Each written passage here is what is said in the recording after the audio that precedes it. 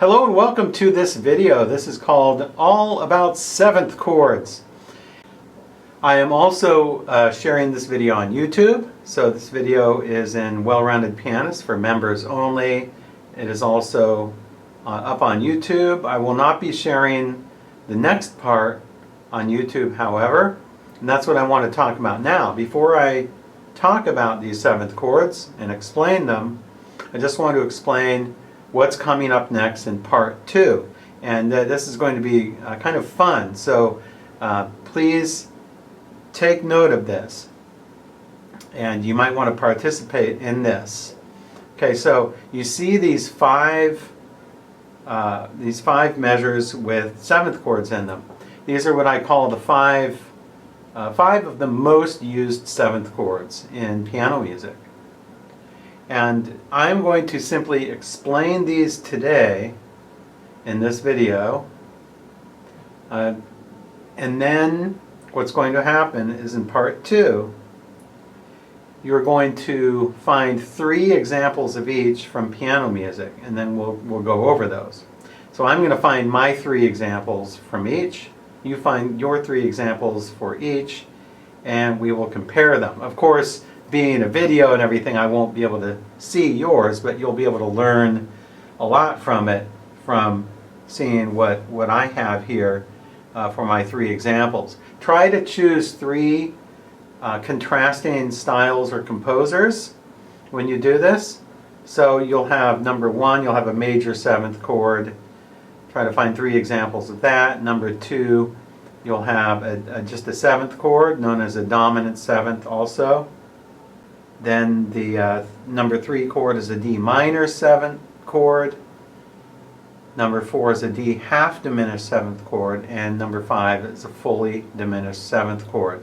So if you can find 3 examples of those, and I will find 3 examples of each, and we will go over those in part 2. That will be really fun because we're going to actually apply this to real music instead of just having it be a dry theory exercise. Okay, so let's start here. We have five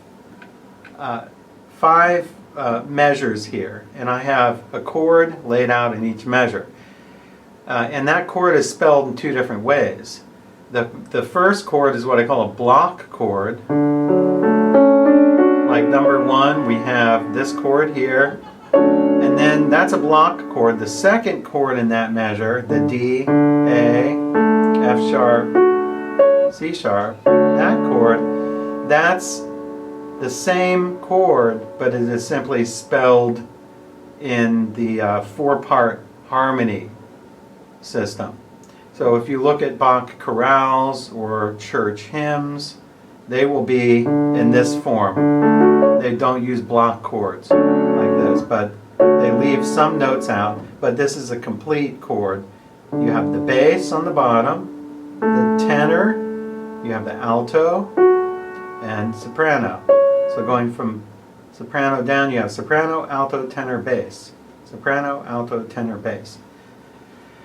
All right, so the first chord is a major 7th. Sometimes you'll see it written D major 7. Sometimes you'll see it written D major 7th with a TH.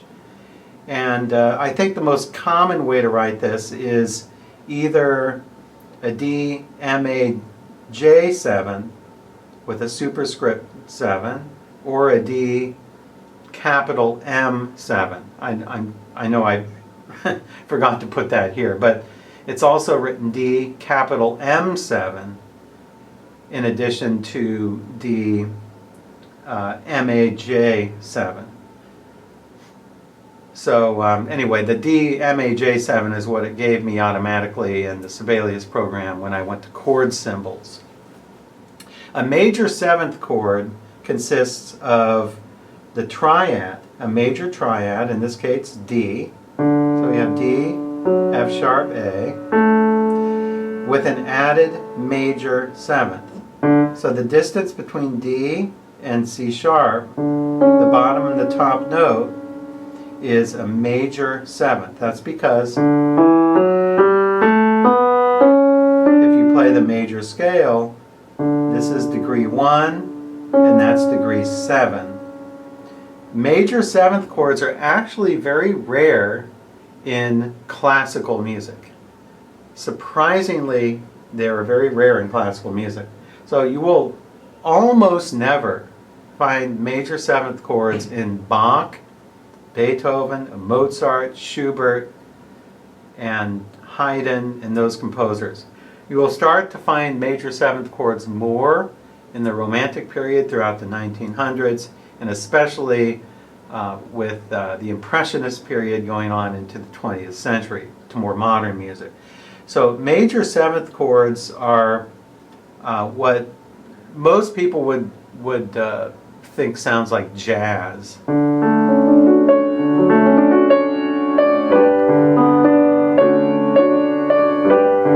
It has that sort of jazz kind of pop sound to it.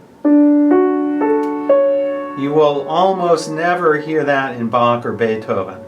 Maybe just occasionally, sort of coincidentally, there might be a few instances of that, but like I said, major sevenths are very rare in classical music. You'll find it more in jazz, all the time in jazz. In fact, the tonic chord in jazz, the tonic chord in many jazz styles is a major seventh. So it won't end in like D major if it's in D major, but it will end with that major seventh up there. Now, number 2, we have a D7, and this is also known as a D dominant 7. Also, just to make this clear, all of these chords are written with as if they were in the key of D major with 2 sharps. I chose this because I'm kind of tired of always using C major for everything. So these, of course, can be transposed into any key. So let's look at number 2. We have D, F sharp, A. So that's a D major triad. So we have a major triad, and then the 7th is a minor 7. So going from D to C is a minor 7th. That's because if you play the D minor scale, if you play the D natural minor scale, the 7th tone is C. Or you can understand it as simply a major 7th minus 1/2 step. So if you have 1/2 step less than a major 7th, you have a minor 7th. And that is the basis of the chord in number 2. Usually it's just called a 7 chord or a 7th chord. And with the D with the superscript 7, that's usually what this would be called, but it is also referred to as a dominant 7th chord because dominant 7ths always have that minor 7th there, and they always resolve. Like if you have a D7, D7s almost always, or usually at least, resolve to a G chord because D is the 5 of G. So a dominant is 5. So if you're playing a D dominant 7th chord,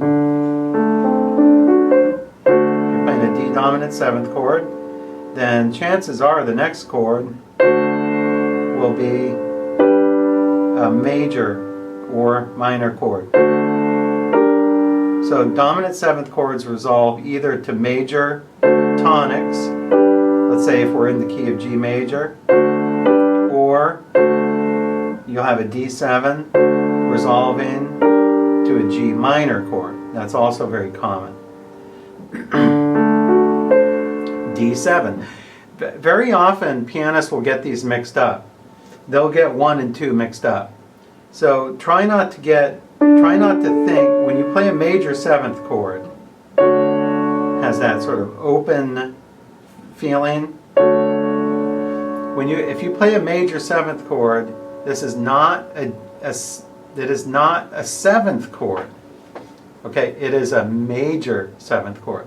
So you can't say D7, you have to say D major 7 or D major 7th with the TH. Number 2, however, is not D minor 7th. It would seem logical that, oh, since number 1 is a major 7th, then number 2 is a minor 7th, because it has a minor 7th on the top. But it's not, it doesn't work that way. This is called simply a D7. Number 3 is a minor 7th, so we'll get to that in a minute. So let's look at number 1 and 2 again. I'm going to explain these letters in between the treble and bass clefs. In number 1 we have a capital M / capital M. That means that it's a major 7th. The first major refers to the third, and the second major refers to the 7th. So the first one refers to the bottom and the next note, and then the next M refers to the bottom to the top note. They're both majors. Major third, major 7th. So that's a major 7th chord. Oftentimes in theory books, they will refer to 7th chords as by their intervals that way. So we have a major 7th in number 1, and then we have a major minor 7th in number 2. So that we have a major third, and then between the bottom and the 7th is a minor. So here's the major, and here's the minor. And if you just add a 5th there, and you have a full chord. But very often they'll just omit the 5th. So you don't always have to have 5ths in there. So number 2 is D7 or D dominant 7. That's the most common type of 7th chord of all the 7th chords. You'll probably be able to find hundreds of those examples in your piano music. Although number 1, if you're looking at just sort of normal classical music from Bach to Beethoven, you're going to have a hard time. You're actually going to have a hard time finding a major 7th chord. So I would look in romantic music and impressionist music and pop and jazz music, and you can find major 7ths a lot in there. Classical music, Bach, Beethoven, Mozart, Haydn, Schubert. Well, you'll find number 2 will be all over the place there. So you'll find hundreds of those if you look. Number 3 is a little bit more rare, but it's very common, but it's a little less frequent than number 2. And this is what's called a minor 7th chord. In this case, D minor 7. So we're going to take D and F natural and A. That forms the basis or the foundation for the chord, D, F, A. That's D minor. And then we have an added 7th, which is also a minor. So this is what's referred to sometimes as a minor 7th chord. Because you have a minor on the bottom, a minor third on the bottom, and then you have a minor 7th on the top. You add put those there, and then you add the 5th, and you have a minor 7th chord. And this is often written as you have the letter D, and you have a small m, and then a superscript 7, DM7, or sometimes you'll see D minor 7th with the M-I-N written out with the 7 on the top. That's all the same. That's all just personal preference, but I think that probably, I don't know which, you'll probably see half and half. I tend to see the M-I-N actually more than just the small m. But if you look back to number 1, the major 7th chord, on the other hand, is, if you have just one letter, it needs to be a capital M. So if you have D, capital M, and then a 7, probably a superscript 7, that's number 1. But if you have a capital D with a small m and a superscript 7, then that's number 3. This is very common in Bach. Bach used minor 7th chords all the time. Beethoven did as well. Mozart did as well. All the composers including in jazz and pop music, minor sevenths are used. And they're usually used actually in inversions. So when you have inversions, the bottom note will not be the tonic note. So let's look at number 3. And that's the 4-part realization of a minor 7th chord, D minor 7. We have the tonic D, we have the 5th, we have the 3rd, and the 7th. Like that. Now, as I said, most of the time in, like, say, Bach chorales, church hymns, and even in Beethoven, since Beethoven did study Bach a lot, most of the time when you find minor 7th chords, they are in first inversion. So a first inversion minor 7th chord is going to use these same notes, but it's just going to switch around the order of the notes. So a first inversion, it will have F on the bottom. So if we replace the D with an F,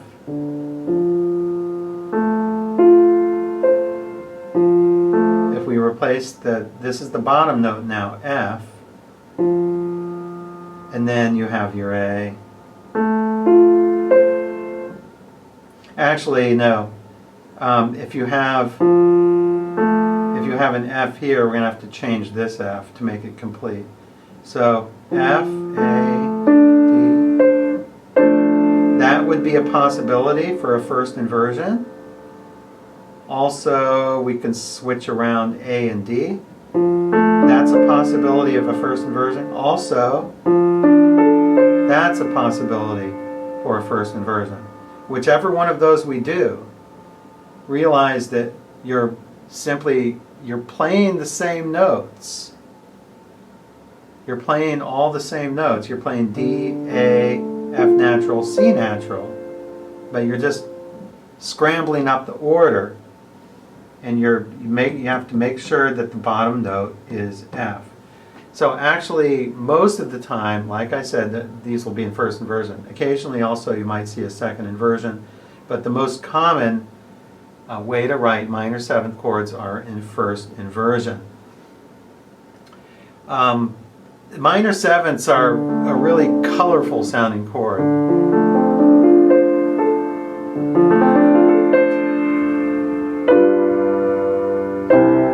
That would be a D minor 7, going to a G7, going to a C major. So if a D minor 7 goes to a G major or a G7 chord, and then that goes to a C chord, what you're playing is a 2-5-1, because D is 2 in the key of C. So you have a 2 chord. This is what we would call a 2 minor 7 in the key of C. And then we have a dominant chord, and then we have a tonic chord here. That's usually the way it's used, actually in most instances. Now let's look at number 4. Number 4, the chord here functions the same way as the chord in number 3, although one of the notes is altered, and that note is the 5th. So everything is the same between 3 and 4, but the only difference is the 5th is flatted in number 4. So number 3, D minor 7 was this. Number 4, a D half diminished 7 is that. It has more of a sort of an exotic sound to it. And the composers that used this chord the most were, well, actually all composers. Bach used it, Beethoven used it, Mozart used it, Chopin loved it. Particularly the Romantic composers loved half diminished 7th chords, and especially the Russian composers. Rachmaninoff, Tchaikovsky, other Russian composers absolutely loved the half diminished seventh chord. That's sort of that typical kind of Rachmaninoff sound that you have.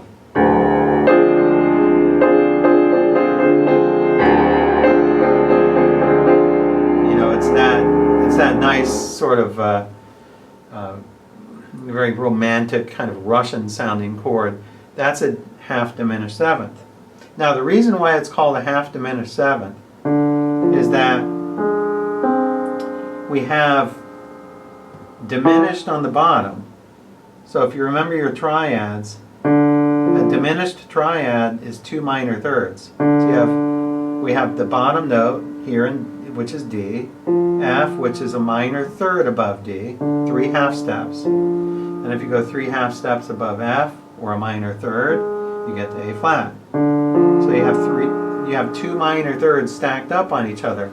That's a diminished triad. Now, if you add the minor seventh on the top, you get a half diminished seventh. And that's because the interval on the top, A flat to C, is only a major third. It's not a minor third, it's a major third. So the bottom half of the chord is diminished, the top half of the chord is not diminished, or it's major. That's why it's called a half diminished. It's only almost there. Now, if you look at number 5, 5 is a fully diminished seventh. So a fully diminished seventh then would take this and it would lower it a half step here. So if you have all minor thirds stacked up, that is a fully diminished seventh chord. So here's the little terminology for you. If you're only playing 3 notes, if you only have 3 notes in the chord, and it can be spread out too. You could have that, or you could have that. It can be spread out a variety of different ways. But regardless of the way that it's spread out, it's always going to be, those 3 notes will be a diminished triad. That's diminished triad. It's not a seventh. But then when you add either this for number 4 or that for number 5, you'll have either a half diminished or a fully diminished seventh chord. Now below number 4, I have this strange looking notation here. You have the D, capital D, then you have a circle with a little line through it. It looks like kind of like the planet Saturn, sort of tilted a little bit. And then you have a 7. The circle with a line through it is the shorthand form for half diminished. Remember that. It's very useful to know that. So if you ever run across chord charts that have a circle with a line through it, that simply means it's a half diminished chord. And the fully diminished on number 5 is a circle with no line through it. So don't ask me how they invented that, but anyway, that's just the way it is. So if you have a capital D and you have a circle and a 7, like in number 5, that's fully diminished 7. Now many composers, especially the Romantic composers, loved to play several different types of 7th chords, either one or more in succession. If you take number 3, let's just improvise a little bit. I'm going to play a D and a bass in the bass. I'm just going to sort of arpeggiate a D minor 7. And now I'm going to go number 4. Now number 5.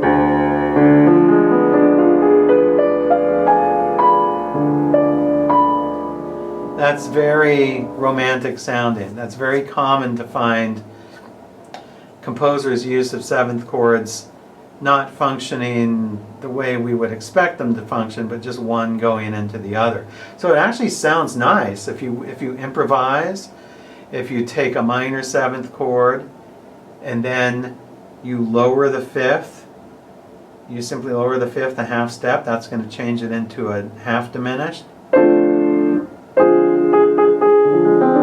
then you lower the seventh a half step, and that's going to change it into a fully diminished seventh. Those work very well one after another. Now I want to go over a fine point about number 5, and that is the distance between the bottom and the top notes. If you take D on the bottom of number 5, and you take C flat on the top, if you take, those are the notes, and we're just isolating the bottom and the top note. You might think, well, why is that C flat? Why is it not B? And it's not written out as B natural because D, if you take the bass note D, everything is measured according to what the bass note is in every chord. So we have the bass note D, a seventh above D is C, some kind of C. So let's just backtrack a little bit here. D to D, that's an octave, that's 8, right? So D to C sharp, that's a major 7th. D to C natural, that's a minor 7th. And now one less than minor is diminished. That is, if you spell it C flat. So D to C flat is the interval of a diminished 7th. D to C natural, like in number 2, 3, and 4. If you look at numbers 2, 3, and 4, they all have minor 7ths from the bottom note to the top note. But number 5 goes a step further. It takes that minor 7th and it lowers it another half step here. So that's why it has to be written as C flat and not B natural in order, if it is in root position. If this is the root, 3rd, 5th, 7th, then it's a C flat and not a B natural. And this is sort of the horror movie kind of sound.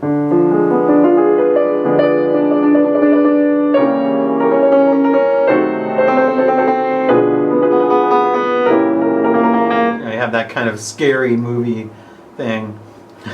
I always think of those early 20th century movies when they started putting sound to movies, or maybe the piano player was playing, they would always play diminished chords when something terrifying was happening.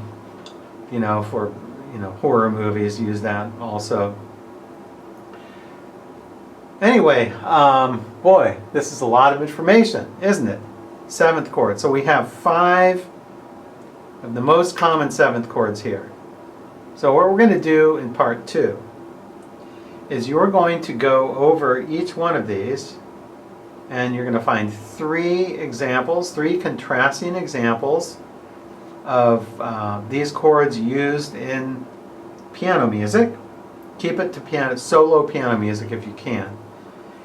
From any composer, from Bach to contemporary. You can also use pop music and jazz if you'd like, especially for number 1.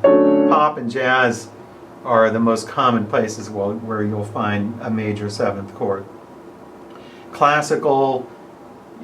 The classical composers, you'll find 2, 3, 4, and 5 everywhere. Actually, you might have to look a little harder for number 5, or no, I mean number 4. Number 4 is probably the least frequently found chord in classical music from 2, 3, 4, 5, but it's still, you can find it. Let me just give you a little clue here. Usually minor 7th chords, like in number 3, are in conjunction with major keys, and usually half diminished 7th chords, like in number 4, are in conjunction with minor keys, because they usually function as 2 chords. Like I said, the D minor 7 here usually goes to a G chord, and then it goes to a C chord at the end. That's a 2, 5, 1. The number 4, 2, 5, that would be like minor. And that's because it has an A flat in it. Number 4, that A flat is a naturally occurring note in the C minor scale. But there's no A flat in number 3, which is why if you're in the key of C major, you will actually find D minor sevenths actually pretty frequently in the key of C, because this functions as the 2 chord. 2, 5, 1. And then number 4, 2, 5, and then 1. But you can find it used different ways, but those are the most common ways you'll find it. So that's your assignment for next time. 3 examples from each of these, and we'll have fun with those. I'm going to choose my 3, and we'll go over them next time, and we'll go over the functions of all the chords too. So don't just find the chord, but find the chords before and after that chord and see how that chord functions within the phrase. So we'll talk about that too, because that's really important that you know how these chords function, because they all have slightly different functions. You can't just play the chord by itself, but the chord, it has to be seen in context with all of the chords in the phrase. So this is just one chord that makes up that phrase. So thank you for joining me for this video, and we will have fun next time on identifying the 5 7th chords that I've laid out in this part.